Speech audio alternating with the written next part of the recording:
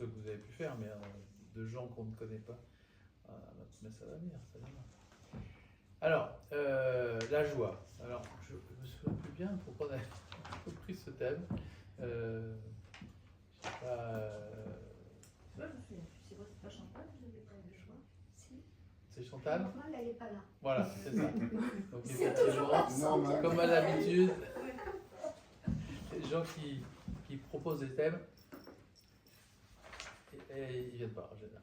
Donc, Moi, je pense que c'était une bonne idée, puisque tu avais dit que c'était de nous accompagner pendant les vacances. oui, C'était mieux de s'accompagner de la joie que de... c'est vrai qu'on n'était pas forcément dans la joie à ce moment-là.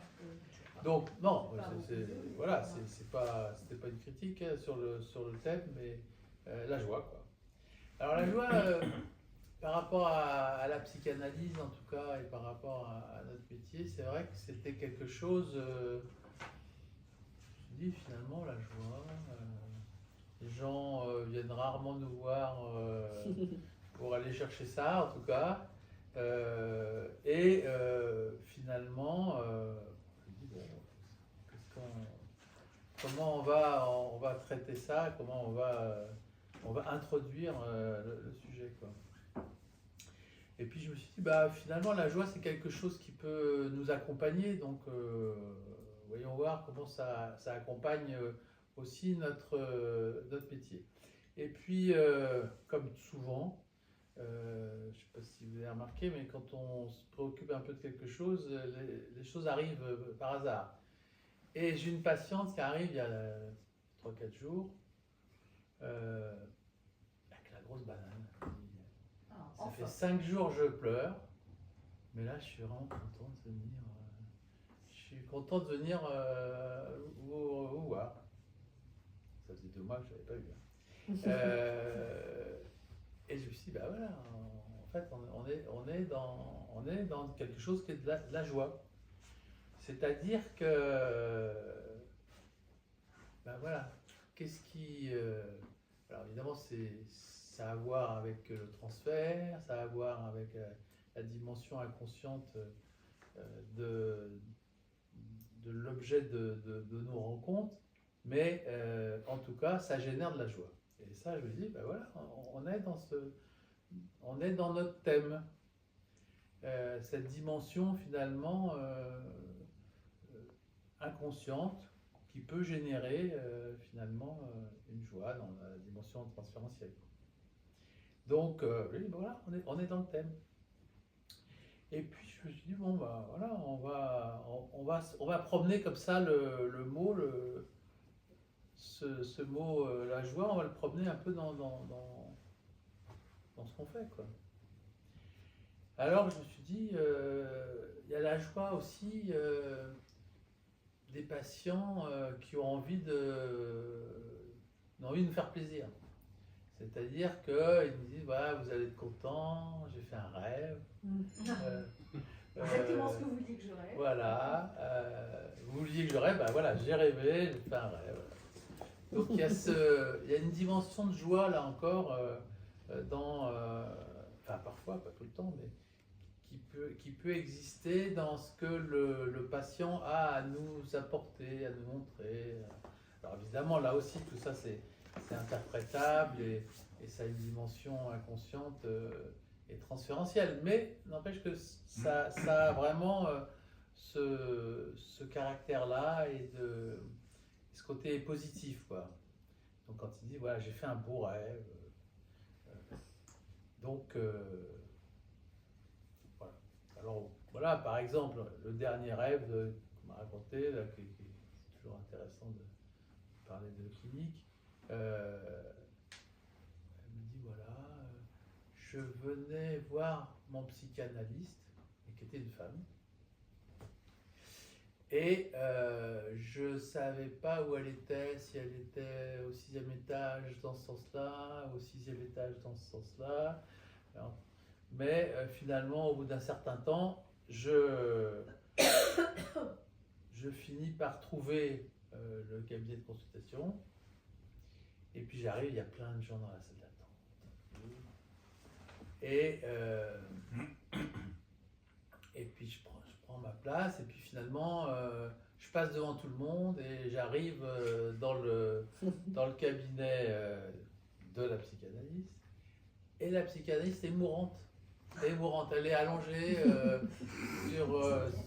sur le lit et elle parle pas. Elle parle pas, mais en même temps, c'est comme si elle venait voir une grande sage, des fois il y a des sages qui parlent pas, il suffit de les toucher pour recevoir la bénédiction et d'être guéri. Et tout. Donc elle s'approche de la psychanalyste et elle lui prend la main dans ses deux mains comme ça, et voilà, il se passe quelque chose. Quoi. Alors voilà, donc en gros c'est le rêve. Alors ce qui est marrant, c'est que donc, moi je suis pas une femme, hein, donc mais la psychanalyste était une femme, et évidemment on a assez rapidement, j'ai un peu aidé, mais voilà, elle a une mère qui lui parle pas, qui a toujours été odieuse avec elle, qui ne s'est pas occupée d'elle, qui est très, dont elle rêve qu'un jour elle lui dise des mots gentils ou là, mais rien du tout. Et donc là, la psychanalyste femme lui transmettait finalement quelque chose sans parole. Donc voilà, donc c'était un beau rêve, et ça la mettait en joie, hein, ce rêve. Alors, la joie, c'est aussi du côté du psychanalyste, parce que finalement, nous aussi, on a le droit d'être en joie des fois, et on peut être en joie de voir qu'un travail psychanalytique avance bien, qu'on est content finalement que les gens progressent, avancent, voilà, que les choses avancent bien, et que ça c'est une dimension quand même, j'ai trouvé finalement réelle, quoi. On peut être content, on peut être dans la joie de ce travail-là. On peut être aussi dans la joie d'être avec un patient qu'on aime bien. Il y a des patients finalement qui nous enseignent des choses, sans s'en rendre compte, qui nous apprennent des choses, et que ça peut être une certaine, là encore, joie de les trouver, quoi. On peut être en joie aussi en tant que thérapeute du travail accompli et d'avancement. Et puis le patient, il peut être lui-même souvent ou parfois, au bout d'un certain temps, en tout cas content du travail qu'il a fait. Alors bon, ils nous font des cadeaux qu'on n'accepte pas, ça c'est selon ses principes, mais en tout cas, ils peuvent témoigner de la reconnaissance, même si c'est pas forcément un truc général. Et que là, il y a une certaine joie, d'exprimer cette reconnaissance de la part du patient, quoi. Et puis évidemment, il y a la joie aussi chez le patient et pour nous quand le symptôme disparaît. C'est-à-dire, j'ai raconté cette patiente qui avait la phobie des pigeons et qui avait toute sa vie construit sa vie en fonction de sa terreur des pigeons, et comment elle visitait les capitales, il y a des capitales qu'elle ne pouvait pas visiter parce qu'il y avait trop de pigeons. Hein. Et à un moment donné, au décours de la psychanalyse, ça s'est envolé, c'est le cas de dire. Le symptôme est parti et elle n'avait plus peur des pigeons. Enfin, elle n'avait plus la terreur des pigeons. D'ailleurs, son mari était très déconcerté, parce que lui, il avait construit sa vie autour de ça, de protéger sa femme des pigeons, et là, elle est un peu perdue. Bon, je ne crois pas qu'il m'en ait voulu, mais enfin, en tout cas, ça a changé leur vie. Ça a changé leur vie. Et aussi cette patiente qui qui avait des crises d'asthme presque toutes les nuits depuis l'adolescence. Elle devait avoir à l'époque 35-40 ans. Donc depuis l'adolescence, elle avait des crises d'asthme pratiquement toutes les nuits. Et puis là, après avoir levé un truc incestueux, enfin, ouais, au décours de la thérapie, de la psychanalyse qui avait été assez longue, mais sur ce passage-là assez difficile, et ça avait supprimé le symptôme, et du jour au lendemain, elle n'a plus jamais fait aucune crise d'asthme. Donc, voilà, c'est à la fois déconcertant et quand même joyeux d'être face à cette disparition du symptôme. Voilà. Alors, je disais, la joie, finalement, oui, on peut la rencontrer comme ça, finalement, dans plein de moments. Puis c'est pas exhaustif, hein, il y a sûrement plein d'autres moments encore dont on peut parler. Mais je me suis dit, bon, c'est pas un guide, c'est-à-dire on peut pas se dire, voilà, je cherche la joie, c'est ça qui va me guider dans mon travail thérapeutique. Mais je me suis dit, c'est quand même une sorte d'éclairage comme ça, comme un éclairage de rue là, qui peut nous donner comme ça, en tout cas nous éclairer dans le travail, quoi. Et c'est toujours sympathique. Et je me disais, voilà, c'est comme la joie aussi de nous retrouver, hein, parce que Chantal l'a dit dans le groupe, mais c'est vrai que c'est une vraie joie de se retrouver, d'être ensemble et d'échanger, mais simplement d'être ensemble, quoi. Et que donc cette joie, c'est un éclairage, c'est ça qui me venait comme mot, et que c'était voilà, c'était un bel éclairage.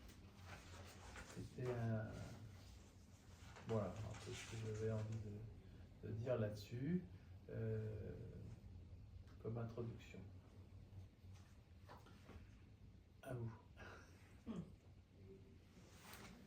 Pour reprendre ce que tu as dit Philippe tout à l'heure, là, tu as dit quand tu dis finalement on a de la joie quand nos patients vont bien, ça contribue. Mais il n'y a pas déjà faire le distinguo, enfin, c'est le mot que j'écrivais en même temps que tu parlais, entre la joie, le plaisir et le bonheur. Je veux dire, la joie pour moi c'est un instant.